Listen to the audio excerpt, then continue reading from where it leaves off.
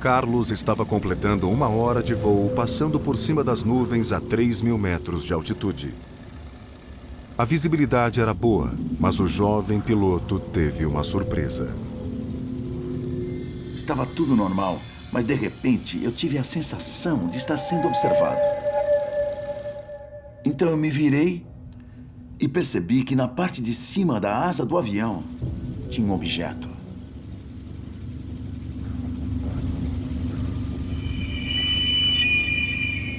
Então eu disse: meu Deus, o que é isso? Está bem aqui do meu lado?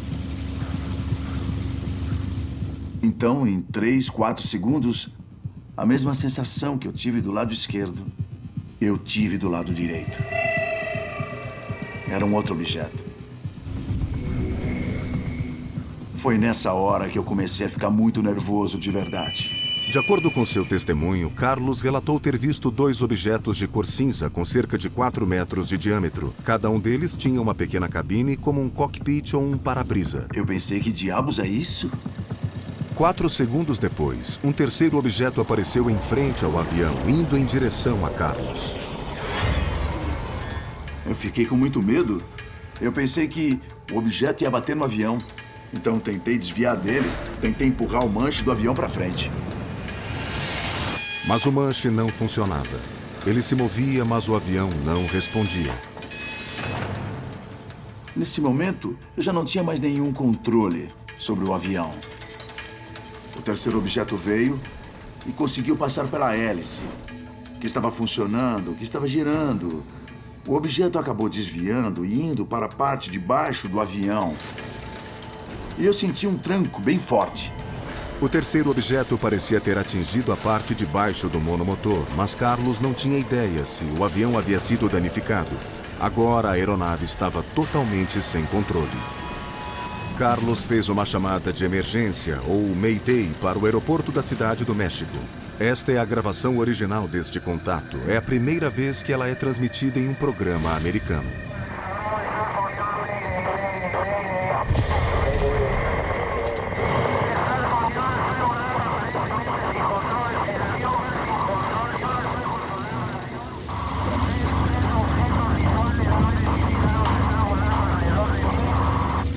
Então, o avião de Carlos começou a mudar seu curso dramaticamente. Ele subia cada vez mais, incessantemente, e ele não podia fazer nada. O avião chegou a 4.500 metros de altitude.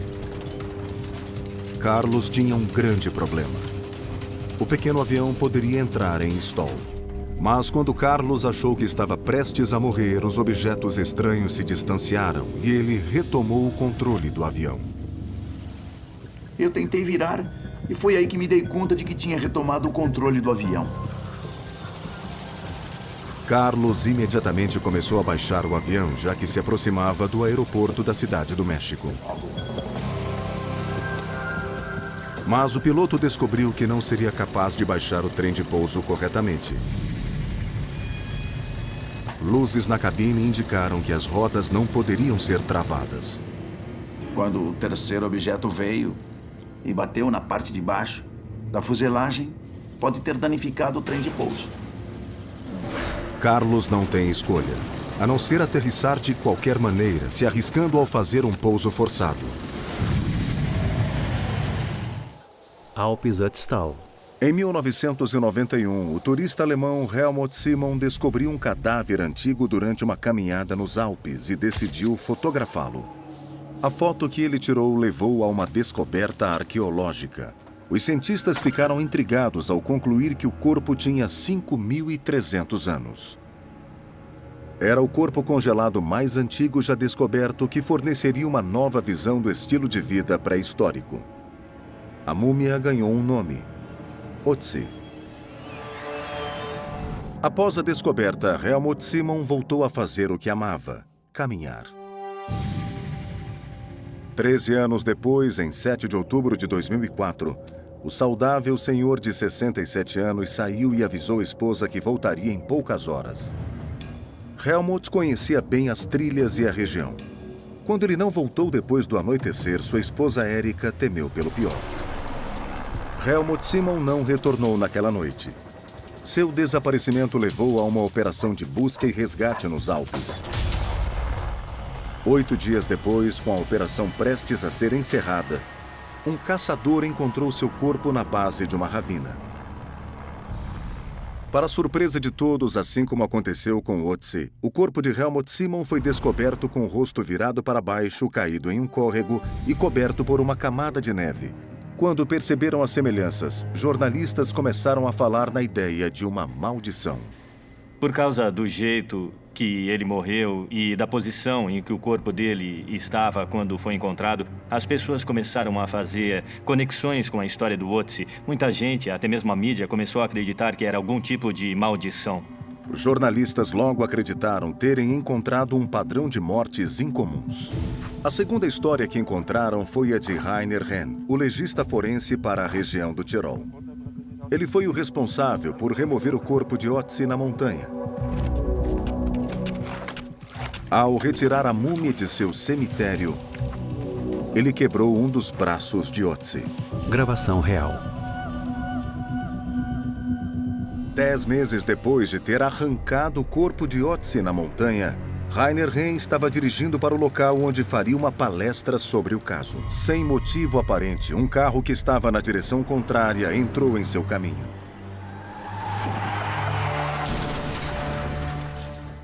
Foi uma colisão frontal. Sua esposa sofreu apenas pequenas lesões. Mas Henn foi declarado morto no local do... As pessoas falam que não têm medo da maldição e, de repente, morrem. Então, deve ter alguma coisa estranha. Tudo começou em 2005. Algo estranho passou a atacar suas galinhas de uma maneira horrenda. A coisa mais estranha é que cada vez que eu achava uma galinha morta, ela estava aberta em algum ponto da região da garganta. E parecia que estava totalmente sem sangue. Eu perdi 28 galinhas, todas elas mortas ao longo de meses, exatamente do mesmo jeito. E eu não sabia o que era, não tinha ideia. A doutora Canyon é especialista em vida selvagem e sempre morou em um rancho.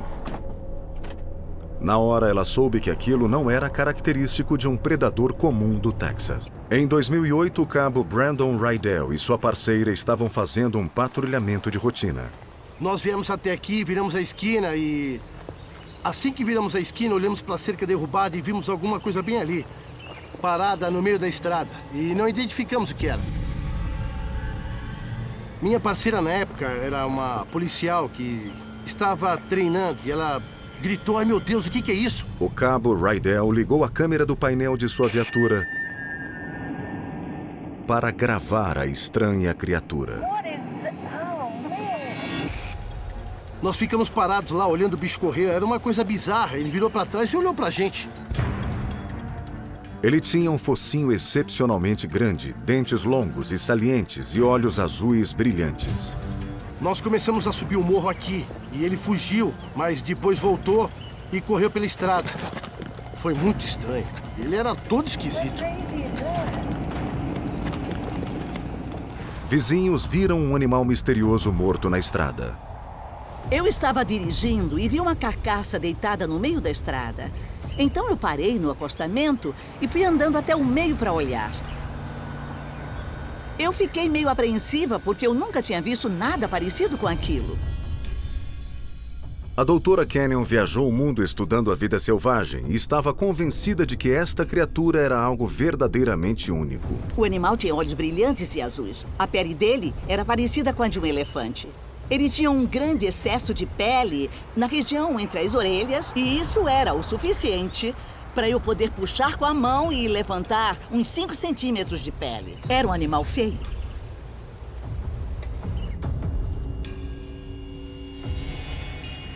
Em 2012, Harvey e seu filho Derek viram uma criatura sem pelos compatível com a que a doutora Canyon viu, mas sem sinais de sarna. Nós vimos a coisa, mas quando eu olhei, foi muito rápido. Eles não acreditam que ela estava doente.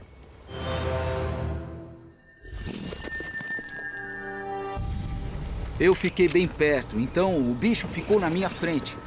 Os caras no walkie-talkie falaram não atira e nós começamos a correr atrás dele. Ele passou pelo nosso riacho, correu no meio das árvores, depois subiu o morro e foi pro campo aberto. Os caçadores experientes não tinham ideia do que era. Derek estava determinado a alcançá-lo para descobrir. A criatura conseguia correr a cerca de 70 km por hora, uma velocidade maior do que a alcançada por um coiote saudável. Nós ficamos com muito medo de dirigir rápido daquele jeito no campo aberto e sem conseguir chegar perto, ele não deixava. O que quer que fosse, não era um coiote com sarna. 17 de novembro de 2012. Vilarejo de Sivanagala, sudeste do Sri Lanka.